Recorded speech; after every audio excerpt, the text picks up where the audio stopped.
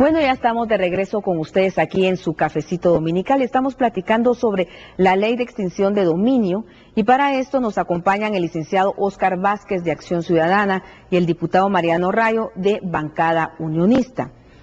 Diputado Mariano Rayo, me imagino que ustedes recibieron algunas investigaciones de cómo está precisamente los bienes ilícitos en nuestro país, o por lo menos algunos datos.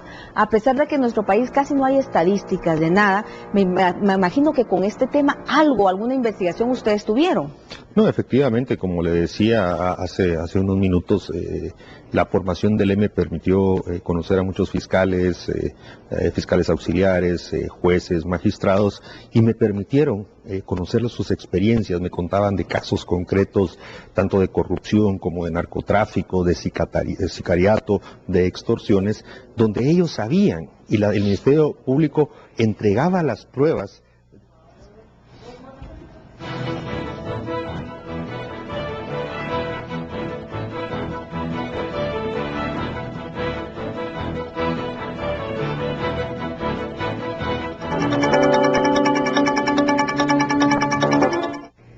Muy buenas noches, bienvenidos a su telediario y por supuesto a su cafecito dominical, el cafecito de todos los domingos. Como siempre, las semanas en nuestra Guatemala son muy interesantes, siempre porque hay notas positivas que ustedes las han conocido todas las noches aquí en su noticiero telediario y por supuesto aspectos que de alguna manera nos afectan, nos benefician o no a las y los guatemaltecos. Y ahora vamos a hablar de un tema que ha sido tema de discusión durante varios cafecitos. Aquí hemos tenido a diputados, hemos tenido expertos de seguridad, hemos tenido analistas también y hemos tratado la ley de extinción de dominio. Pero hoy vamos a conocer, ya que finalmente fue aprobada, vamos a ver en qué consiste esta ley, cómo nos beneficia, si realmente nos beneficia, si tiene sus aspectos positivos. Fíjense que esta ley es el decreto 55-2010, la sesión inicia con 7 horas de retraso. En varias oportunidades se nos indicó aquí, en este programa, de que muchos diputados no estaban a favor de la aprobación de esta ley. Vamos a ver qué nos dice ahora uno de los diputados invitados. 4 horas de debate y de recesos y de dudas también sobre esta ley, aprobada con 39 enmiendas, aprobada con 109 votos finalmente, y el destino de los fondos a incautar son de la siguiente manera: 25% para el organismo judicial, 20% para unidades de métodos especiales, o sea, de ley del crimen organizado, 20% para el Ministerio Público y sus programas, 18% para el Ministerio de Gobernación, 15% para la Secretaría de Administración de Extinción de Dominio, el 2% para la Procuraduría General de la Nación, para hacer un total del 100%. Y el Consejo que va a administrar estos bienes de la Ley de Extinción de Dominio queda así: el vicepresidente de la República, un magistrado de la Corte Suprema de Justicia, el fiscal general de la República, procurador general de la Nación, ministro de Gobernación, ministro de la Defensa y ministro de Finanzas Públicas. Lo único que habría que seguir señalando, como siempre, es que ojalá las personas que en ese momento ocupen estos cargos sean las personas idóneas, que conozcan también todos los temas, que conozcan sus funciones y por supuesto que sean probas y honorables. Pero para hablar de esta ley de extinción de dominio tenemos aquí al licenciado Óscar Vázquez de Acción Ciudadana, muchísimas gracias por estar aquí. Gracias. Y al licenciado Mariano Rayo de la Bancada Unionista, que sabemos que también estuvo de alguna manera ahí, tal vez viendo de qué manera se aprobaba esta ley de extinción del dominio. La primera pregunta sería para usted, señor diputado: ¿cuál es el concepto de extinción de dominio para que todos conozcamos y manejemos los mismos conceptos? Bueno, extinción de dominio se entiende como la recuperación a favor del Estado, sin contraprestación o pago alguno al que tenía ese bien, procedente de una actividad ilícita o delictiva en los términos que define la misma ley de extinción de dominio.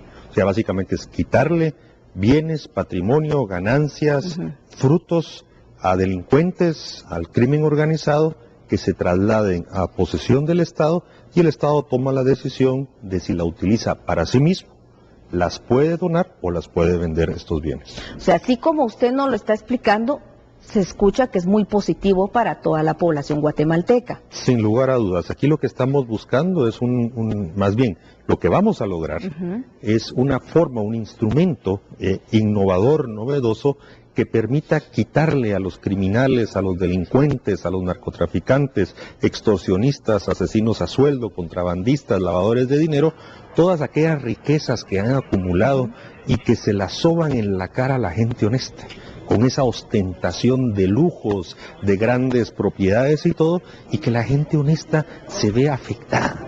Dice, ¿cómo es posible que esta persona ayer dormía en un lugar muy sencillo y hoy ostenta riquezas, vehículos, joyas, armas, producto de una actividad delictiva? Entonces aquí al final lo que hacemos, y esa es la principal motivación que me hizo presentar la iniciativa de ley y luchar por 3 años para que la termináramos de aprobar, es que hay que defender la propiedad de la gente honesta. ¿Y por qué se tardaron tanto entonces en ponerse de acuerdo los diputados en el Congreso si es una ley realmente positiva para la población? ¿Intereses políticos, presiones, intereses personales? Mira, al inicio creo que fue mucho por desconocimiento. Segundo, después de haber aclarado, se pasó a la estrategia del temor, infundirle temor a los diputados para que no la aprobaran. Y tercero, se evidenciaron algunas situaciones en las que entre temor y desconocimiento hicieron que algunos dudaran. Pero yo tal vez destacaría que lo que pasó, pasó. Y al final ya tenemos un decreto 55-2010 y eso es lo que ahora se nos presenta como reto, implementarla y que sea efectiva y eficiente en beneficio de la sociedad guatemalteca. Licenciado Vázquez, ¿cómo ven ustedes la aprobación de esta ley con sus 39 enmiendas? Porque vamos a hablar precisamente de una enmienda en especial que nos trae un poquito de duda. Bien, primero hay que reconocer el gran esfuerzo que ha hecho el diputado Mariano Rayo, el diputado Olivero García Rodas y el presidente del Congreso en ir haciendo ese trabajo de convencimiento para que finalmente se aprobara la ley. Como dijo el diputado Rayo, le llevó 3 años lograr esta aprobación. La aprobación de la ley en sí mismo ya es un logro que viene a contribuir a una estrategia de combate al crimen organizado para el Estado guatemalteco. Y bueno, ya se dio el primer paso, que era lograr la aprobación, que ha sido costoso. Ahora viene la parte más difícil, porque ya es un proceso que tiene que durar el tiempo, que es primero la constitución de esa estructura que va a darle la operatividad a la ley y luego vigilar que esa estructura que se cree pues dé los resultados que se esperan a través de la aprobación de esta ley. Esos son los retos más grandes que se vienen en el corto plazo. Diputado, ¿hay alguna duda precisamente con la reforma al artículo 2? Tal vez usted nos pudiese explicar un poquito de eso, porque se supone que los hechos antes, lo que quedaba o lo que no se reformó, los hechos contemplados en el Código Penal o cualquier actividad ilícita que produjera un incremento patrimonial injustificado de bienes de una persona individual o jurídica serían investigados. Como ahora quedó es que la ley solo se podrá aplicar de oficio cuando se cometan hechos ilícitos relacionados con la delincuencia organizada y común. Quiere decir que solo si se comprueba realmente de dónde o no vienen. ¿Cómo sería este cambio? Porque estamos viendo que ahí podría quedar tal vez como una ambigüedad, ¿verdad? Pues precisamente lo que usted llama ambigüedad fue algo que se nos criticó mucho de esa primera redacción que usted correctamente le dio. Se nos insistió mucho y se nos criticó mucho de que dejáramos una redacción tan amplia que podría dar a múltiples interpretaciones.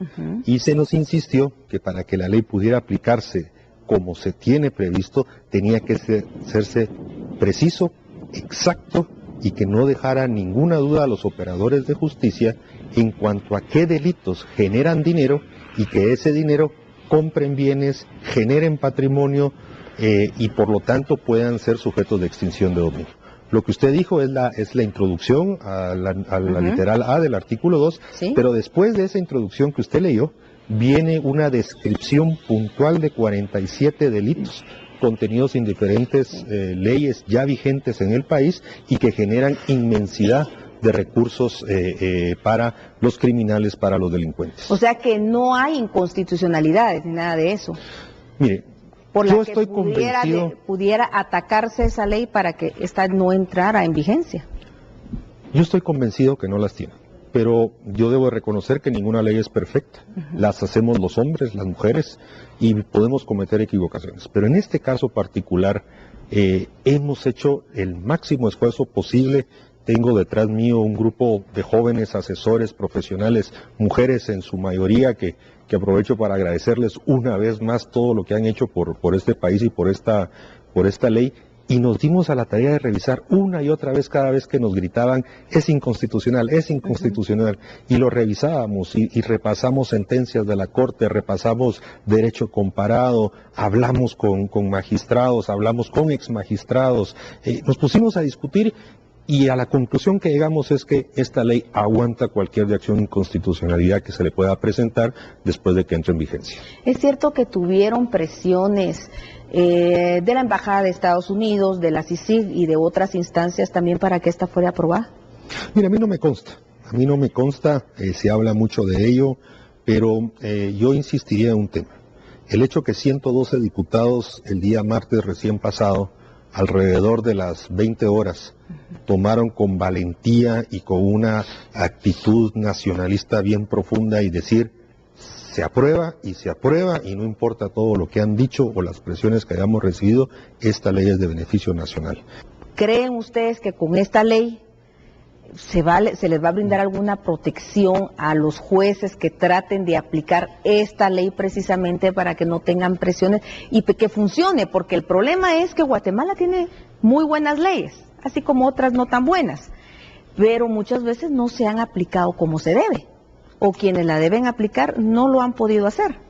Mire, yo en el proceso de formación de la ley me dio la oportunidad de conocer y compartir con un número grande de jueces y juezas, fiscales hombres, fiscales mujeres, asistentes de fiscales, y me impresionó realmente esa voluntariedad que han demostrado y que me mostraron y que contribuyeron a que precisamente el contenido de la ley contemplara también sus opiniones. Precisamente esas personas que arriesgan su vida muchas veces día a día y son anónimas porque no lo conocemos, contribuyeron en buena parte en la construcción y elaboración de la ley. Y me decían, miren, aquí nos están entregando un instrumento que nos va a permitir hacer cosas que no podemos hacer porque en algunos casos nuestras leyes son anacrónicas.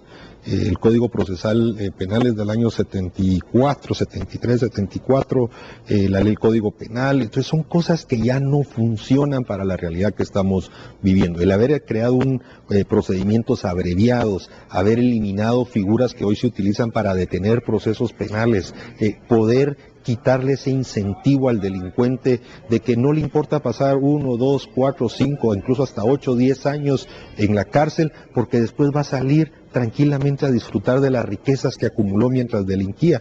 Ese tema los ha entusiasmado mucho y hemos trabajado igualmente con los señores magistrados de la Corte Suprema de Justicia, muy comprometidos ellos con esta ley, que nos dijeron que una de las primeras cosas que van a hacer cuando entre en vigencia es que todo lo que tienen ahí en el almacén judicial, en los sótanos, vehículos blindados, armas, propiedades, avionetas, las van a distribuir de una manera justa tal como lo plantea la ley. Y de esa manera, ante la escasez propia de recursos que tienen, devolverle a los operadores de justicia esos elementos para su seguridad y para su correcta aplicación de la ley. Ok, nos vamos a ir a unos mensajes y regresamos más conociendo precisamente esta ley de extinción de dominio.